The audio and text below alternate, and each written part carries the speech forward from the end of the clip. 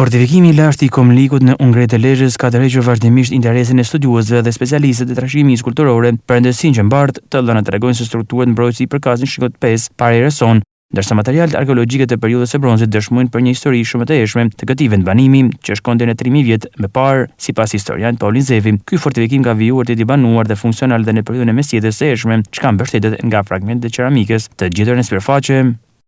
Ky është një sit arkeologjik shumë i rëndësishëm, por nga ana tjetër shumë pak i njohur, edhe shumë pak i përmendur në literaturë, ka vetëm 3 studime të përcipta që lidhen me këtë fortifikim. Tani lind nevoja se këtu të zhvillohen ekspedita arkeologjike dhe krahas tyre, në njëjtën kohë përveç se do zhvillohen ekspedita arkeologjike brenda dhe jashtë mureve fortifikuese, duhet të zhvillohen ekspedita arkeologjike edhe pranë këtij fortifikimi, sepse këtu ndodhet nekropoli antikitetit dhe që është përdorur edhe në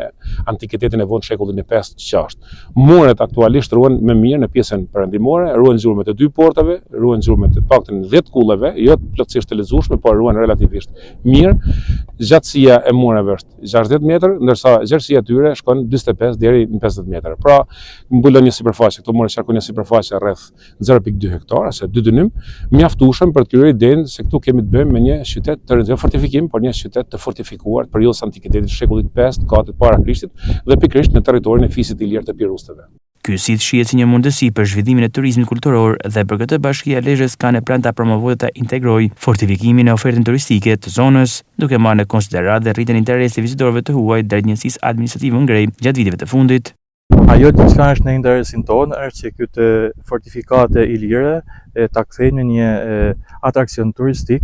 që e bën më të plot njësinë Ungrej për sa i përket vizitorëve që vitet e fundit janë të shumtë. Vitet e fundit çka kemi evidentuar ne, turistët më të shumt janë polak dhe çek, që kalojnë një pjesë të mirë të kohës së tyre në njësinë Ungrej. Mendoj që shumë shpejt me ndihmën e institucioneve edhe kjo fortifikat do të futet në një atraksion turistik. Specialistët theksojnë nevojën për nisjen e gërmimeve të mirëfillt arkeologjike dhe ndërhyrjeve konservuese me qëllim dokumentimin e plotë të vlerat të sitit, përcaktimin e saktë të periudhës të tij të zhvillimit dhe përfshirjen në listën e monumenteve të mbrojtura të trashëgimisë kulturore.